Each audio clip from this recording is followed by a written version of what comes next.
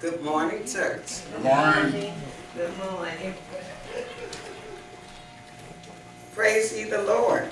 Oh, give thanks unto the Lord, for he is good, for his mercy endureth forever. Who can utter the mighty acts of the Lord? Who can show forth all his praise? Blessed are they that keep judgment, and he that doeth righteousness at all times. Remember me, O Lord, with the favor that thou bearest upon thy people. O visit me with thy salvation, that I may see the good of thy chosen, that I may rejoice in the gladness of thy nation, that I may glory with thine inheritance. We have sinned with our fathers, we have committed iniquity, we have done wickedly. Our fathers understood not thy wonders in Egypt. They remembered not the multitude of thy mercies, but provoked them at the sea, even at the Red Sea. Nevertheless, he saved them for his name's sake, that he might make his mighty power to be known. And I've read to you from the 106th division of Psalms, verses 1 through 8, and may the Lord add a blessing to the reading and hearing of his word.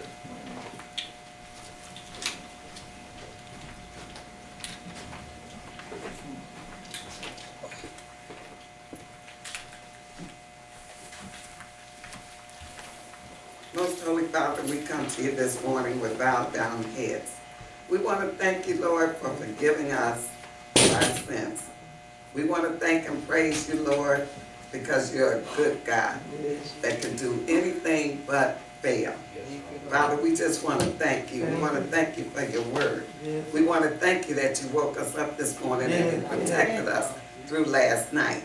We want to thank you for the gathering that we have here this morning. Asking you to bless those that are here, those that are on their way, those that are lost and don't know the way. Bless them too, Father, and let them know that without you they can do nothing. As we go through your word today, I ask that you allow me to decrease as you increase. And stir up the spirit within us, Lord, so that we can better understand your word, so that we can take in your word, and so that we can learn to be more than just hearers of the word, but doers also. In your son Jesus' name, I give you the praise and the glory forever. Amen. Amen. Amen. Amen.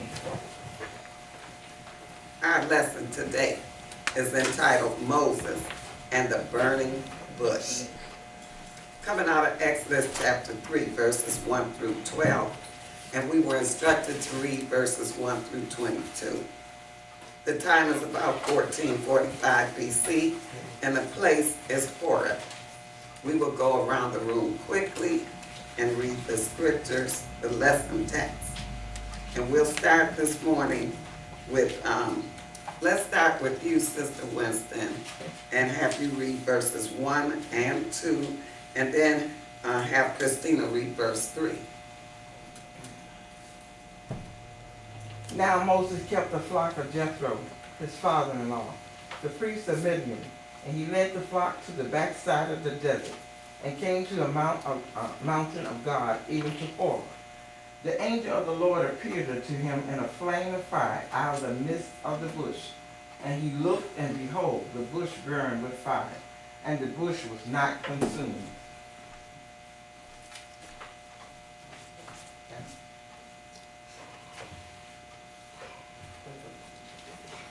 And Moses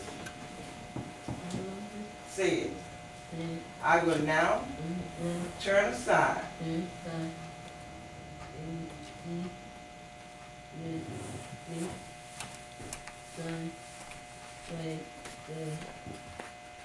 bush burnt. Amen.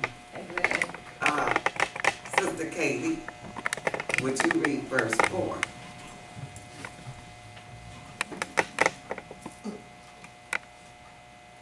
And when the Lord saw that, and when the the Lord saw that he turned aside to see, God called unto him out of the midst of the bush and said, Moses, Moses.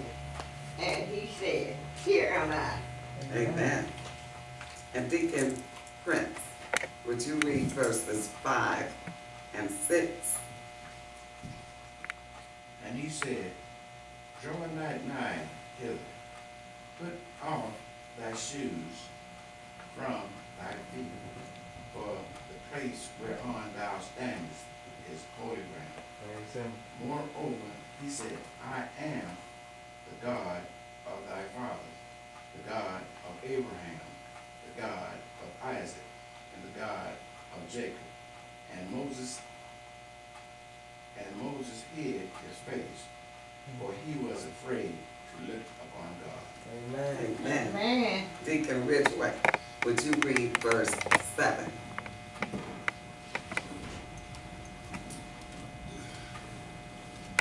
And the Lord said, I have surely seen the affliction of my people, which are in Egypt, and they have heard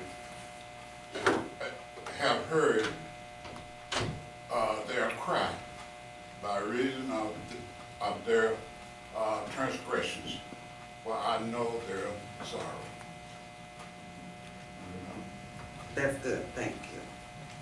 But you know what, I'm gonna ask you to read that again.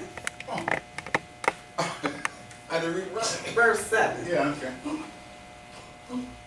And the Lord said, I have surely seen the afflictions of my people, which are in Egypt, and have heard their cry by reason of thy transgressions. Taskmasters. Oh, transgressions, okay.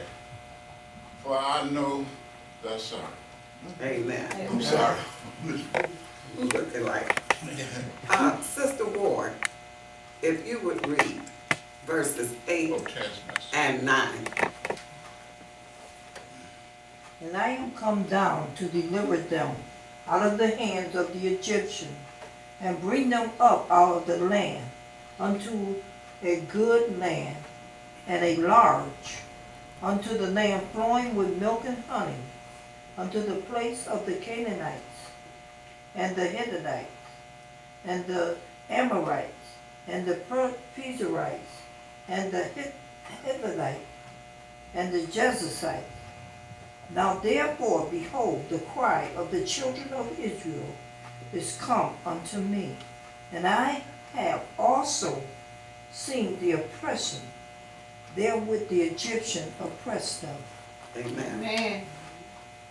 And I'm going to have Sister Dorothy read verse 10.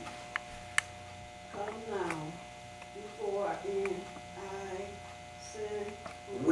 I will send I will send thee unto Pharaoh Pharaoh that thou that thou mayest may for my people, the children of Israel, out of Egypt. Egypt. Amen. And Sister Harden, would you read verse 11? And then Deacon Mike, if you would take the last verse. And Moses said unto God, Who am I, that I should go unto Pharaoh, and that I should bring forth the children of Israel out of Egypt? Amen. And he said, Certainly, I will be with thee, and this shall be a token unto thee that I have sent thee. When thou hast brought forth the people out of Egypt, ye shall serve God upon this mountain. Amen. Amen. The golden text reads, the cry of the children of Israel is come unto me, and I have also seen the oppression wherewith the Egyptians oppressed them. Come now therefore, and I will send thee unto Pharaoh, that thou mayest bring forth my people, the children of Israel, out of Egypt. Exodus 3, 9 and 10. Our outline is in 4 parts: the circumstances of Moses, the divine appearance, the divine message, the objection of unworthiness. So as we start our lesson today, the very first part talks about the circumstances, is the first verse. It says, now Moses kept the flock of Jethro, his father-in-law, the priest of Midian, and he led the flock to the backside of the desert and came to the mountain of God, even to Horeb. So this is just giving us a little circumstantial information about Moses. Here, he's in a role of being a shepherd. He's tending to the sheep of his father-in-law, Jethro. And if we remember anything about Moses, before all of this, 40 years before this, Moses played a different role. Moses was actually living in luxury. You might as well say he was a prince. He stayed in the Pharaoh's place, and the Pharaoh's daughter had taken him from a little babe. Remember? Out of the water, she rescued him. And that was all set up by his mom. Mom trying to save him at a time. Then a time that they were killing all of the young males. Yes, sir. And his mom put him in the water and headed him in that direction. Yes, sir. But something happened along the way. Moses ended up in a place where the taskmasters, the slaves, the slave drivers were whooping on some of the Hebrew slaves, and he intervened and he ended up killing him. And he had to actually run for his life. And he ended up in Midian. So he went from this high place to a much lower place, being a shepherd. So, and he married Jethro's daughter. So Jethro was his father-in-law, and Jethro was actually a priest. So here it is, Moses is going about his daily routine with the sheep. Probably something he did all the time. And he went to the backside of the desert and came to the mountain of God, even to Horeb. That was the circumstances on that particular day. Any questions or comments as we move forward in the lesson? And the angel of the Lord appeared unto him in a flame of fire out of the midst of a bush. And he looked, and behold, the bush burned with fire, and the bush was not consumed. And Moses said, I will not turn aside and see this great sight, why the bush is not burnt. And when the Lord saw that he turned aside to see, God called unto him out of the midst of the bush and said, Moses, Moses. And he said, Here am I. And he said, Draw not nigh hither. Put off thy shoes from off thy feet, for the place whereon thou standest is holy ground. Moreover, he said, I am the God of thy father, the God of Abraham, the God of Isaac, and the God of Jacob. And Moses hid his face, for he was afraid to look upon God. Now this section is the divine appearance.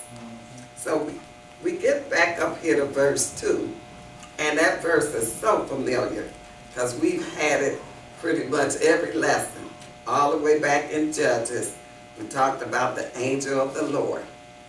And then as we went on in our scriptures, it soon became very apparent that that was the Lord. There was a word that I used, I think, from the beginning of this unit, and that word was theophany. Any of you can't remember what that is? In your time, you look it up in the dictionary. But it's talking about a manifestation of the Lord, when there's an appearance of something, and then the Lord